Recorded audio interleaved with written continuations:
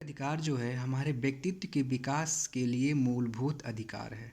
ठीक, इसके बगैर ना तो हम कुछ अपने व्यक्तित्व का विकास कर सकते हैं और ना ही अपने आप को मनुष्य के रूप में परिभाषित कर सकते हैं।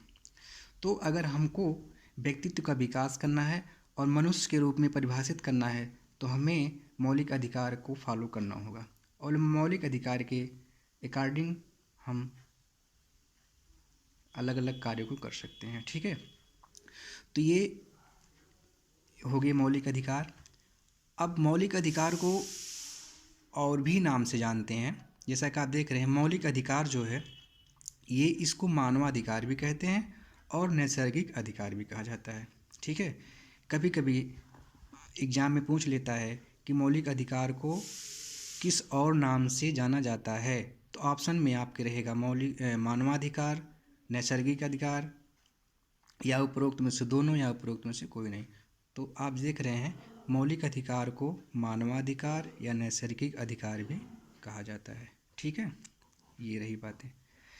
और एक बात और है कि संविधान का मैग्ना कार्टा किसे कहा जाता है। ये बहुत ही इम्पोर्टेंट लाइन है। संविधान का मैग्ना कार्टा जो है भाग 3 को कहा जाता है। एग्जाम में बहुत पूछता है, ये बहुत ही इम्पोर्टेंट है, तो इसको आप ध्यान दीजिएगा। संविधान का मैग्ना कार्टा जो है भाग 3 को कहा जाता है। अब थोड़ा सा हम ये जान लेते हैं कि ये आया कब। ठीक है, तो आप देख रहे हैं 1931 में सरदार पटेल की अध्यक्षता में कांची अधिवेशन में इसका प्रस्ताव पारित किया गया था। उसी प्रस्ताव में ये मौलिक अधिकार को अमल में लाया गया था। ठीक है, तो बहुत ही डिस्क्रिप्टिव हम आपको नहीं बताएंगे, हम बस आपको ये बताना चाह रहे हैं कि किस आर्टिकल में कौन सी मौलिक अधिकार की बात की गई है। तो आइए सीधे हम आर्टिकल पे आते हैं। तो वर्तमान में जो हमारे मौलिक अधिकार हैं, जो वर्तमान सूची है, ये 6 मौलिक अधिकार हैं।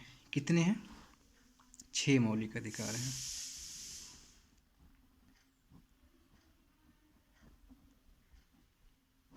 ठीक, अब 6 मौलिक अधिकार कौन कौन गए हैं इसको हम जान लेते हैं। पहला है समता का अधिकार।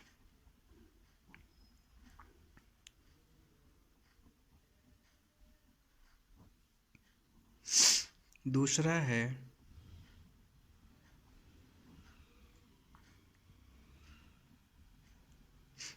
स्वतंत्रता का अधिकार। तीसरा है शोषण के विरुद्ध अधिकार।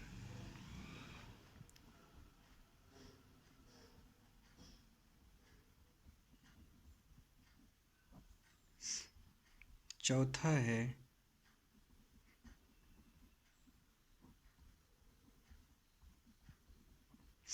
धार्मिक स्वतंत्रता का अधिकार।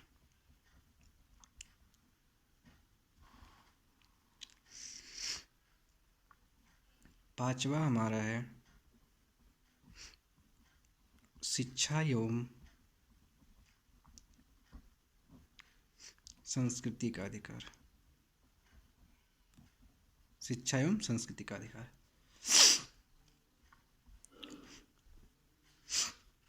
और छठवां तो आप लोग जान ही रहे होंगे, बहुत ही इम्पोर्टेंट,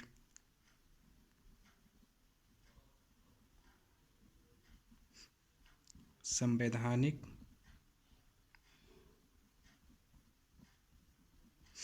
उपचारों का अधिकार। ठीक, संवैधानिक उपचारों का अधिकार। अब देख लेते हैं, ये हमारे 6 मौलिक अधिकार हो गए। समता का अधिकार, स्वतंत्रता का अधिकार, शोषण के विरुद्ध अधिकार, धार्मिक स्वतंत्रता का अधिकार, शिक्षा एवं संस्कृति का अधिकार, संवैधानिक उपचारों का अधिकार। ठीक, अब इसको हम ये जान लेते हैं कि ये किस किस आर्टिकल में हैं। ठीक है, तो हम इसको देखते हैं। जो हमारा समता का अधिकार है ये आर्टिकल 14 से 18 तक है। ठीक, स्वतंत्रता का अधिकार कितना है? 19 से 22 तक है। शोषण के विरुद्ध अधिकार क्या है? 23 और 24 है। धार्मिक स्वतंत्रता का अधिकार 25 से 28। शिक्षा एवं संस्कृति का अधिकार हमारा 29 से 30। और संवैधानिक उपचारों का अधिकार ये आर्टिकल 32 ये हमारा है। ठीक, अब जरा देख लेते हैं। 29-30 तो हो गया, 32 हो गया, लेकिन 31 इसमें गायब है, आप देख रहे होंगे। तो 31 है क्या? 31 दरअसल पहले एक और अधिकार थे, संपत्ति का अधिकार। तो संपत्ति के अधिकार को हटा दिया गया और ये क्या बना दिया गया? कानूनी अधिकार बना दिया गया। ठीक है, ये कब हटाया गया? 44वें संविधान संशोधन के तहत।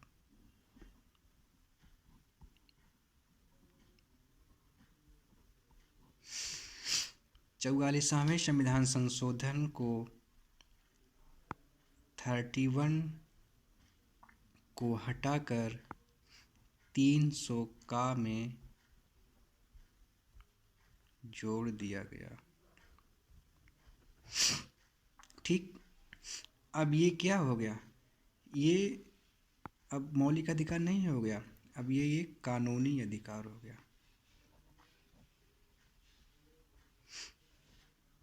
कानूनी अधिकार या फिर आप इसको कह सकते हैं विधिक अधिकार। ठीक, कानूनी अधिकार और विधिक अधिकार 300 का। ये क्या है? संपत्ति का अधिकार।